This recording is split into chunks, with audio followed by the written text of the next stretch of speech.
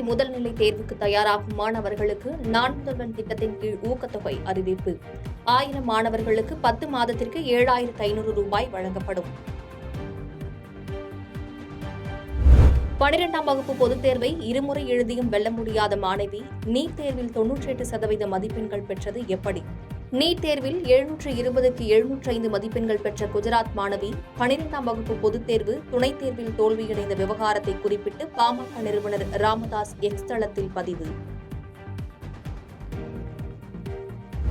Madurai AIIMS மருத்துவமனை கட்டுமான பணி விரைவில் தொடங்கப்படும் என பாஜக எம்பி ஜே.பி. நட்டா உறுதி.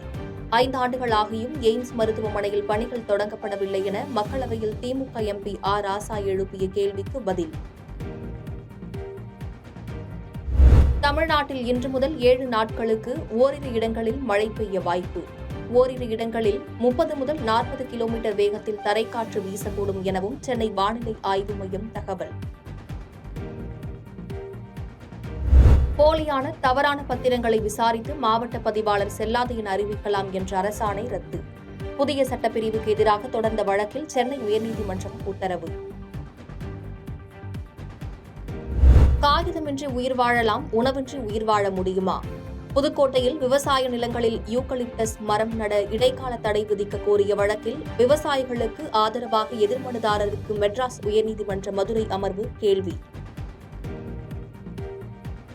தூத்துக்குடி துப்பாக்கிச்சூடு சம்பவத்தில் தொடர்புடைய அதிகாரிகளின் சொத்துக்களை கணக்கீடு செய்ய தடை. அதிகாரிகளின் சொத்து விவரங்களை விசாரிக்க வேண்டும் என்ற உயர்நீதிமன்ற உத்தரவிற்கு உச்சநீதிமன்றம் இடைக்கால தடை.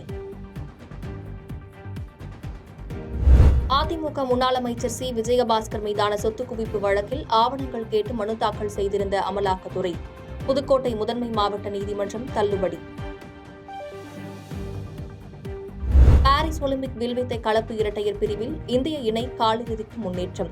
காலிறுதிக்கு முந்தைய சுற்றில் இந்தோனேஷியா ஜோடியை 5-1 என்ற செட் கணக்கில் வீழ்த்தி முன்னேற்றம்.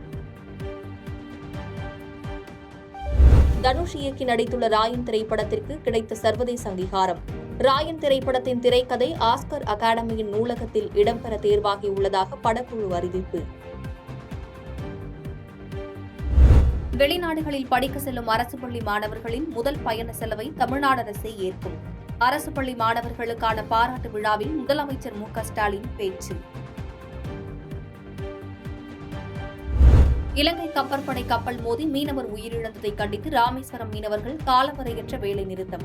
ராமேஸ்வரம் மீனவர்கள் நடத்திய ஆலோசனைக் கூட்டத்தில் முடிவு. நீட் தேர்வு வினாத்தாள் கசிவை தடுக்க நவீன தொழில்நுட்பம் மூலம் கூடுதல் கவனம் செலுத்த வேண்டும். அனைத்து நீட் தேர்வு மையங்களிலும் சிசிடிவி பொருத்த உச்சநீதிமன்றம் உத்தரவு. குட்கா முறைகேடு தொடர்பான வழக்கில் அதிமுக முன்னாள் அமைச்சர்கள் சி. விஜயபாஸ்கர், பி.வி. ரமணா, முன்னாள் டிஜிபி டி.கே. ராஜேந்திரன் உள்ளிட்ட 27 பேர் நேரில் ஆஜராக உத்தரவு. செப்டம்பர் 9ஆம் தேதி ஆஜராக சென்னை சிறப்பு நீதிமன்றம் உத்தரவு. புதுச்சேரி சட்டப்பேரவையில் 2024-25ஆம் ஆண்டிற்கான நிதிநிலை பட்ஜெட் தாக்கல். முதலமைச்சர் ரங்கசாமி தாக்கல் செய்தார். புதுச்சேரியில் 2024-25ஆம் ஆண்டிற்கு 12,700 கோடிக்கு பட்ஜெட் தாக்கல். உள்நாட்டு நிதி வருவாய் 6,914 கோடி ரூபாயாக உள்ளதாகவும் 2,066 கோடி ரூபாய் கடன் வாங்க உள்ளதாகவும் முதலமைச்சர் ரங்கசாமி அறிவிப்பு. புதுச்சேரியில் மானிய விலையில் கோதுமை, பருப்பு, சர்க்கரை, எண்ணெய் வழங்கப்படும். காரைக்காலில் பழமையான அருங்காட்சியகம் அமைக்கப்படும் என முதலமைச்சர் ரங்கசாமி அறிவிப்பு. தாம்பரம் ரயில் நிலைய பராமரிப்பு பணி நடைபெறுவதால் சென்னை கடற்கரை தாம்பரம் இடையே நாளை முதல் மின்சார ரயில் ரத்து. தெற்கு ரயில்வே அறிவிப்பு. மறைந்த முன்னாள் முதலமைச்சர் கலைஞர் கருணாநிதியின் 7வது நினைவு தினத்தை முன்னிட்டு சென்னையில் ஆகஸ்ட் 7ஆம் தேதி அமைதி பேரணி முதலமைச்சர் மு.க. ஸ்டாலின் தலைமையில் நடைபெறும் என அறிவிப்பு. லெபனானில் உள்ள இந்தியர்கள் உடனடியாக வெளியேறுங்கள். இஸ்ரேலுக்கும் இஸ்புல்லா அமைப்புக்கும் இடையே மோதல் தீவிரமடைந்துள்ள நிலையில் மத்திய அரசு உத்தரவு. பாதகம் செய்பவரை கண்டால் நாம் பயங்கொள்ளலாகாது பாப்பா. மோதி மிதித்து விடு பாப்பா, அவர் முகத்தில் உமிழ்ந்து விடு பாப்பா. அண்மை செய்திகளை உடனுக்குடன் தெரிந்து கொள்ள இணைந்திருங்கள் இயம்நாடு தொலைக்காட்சியுடன்.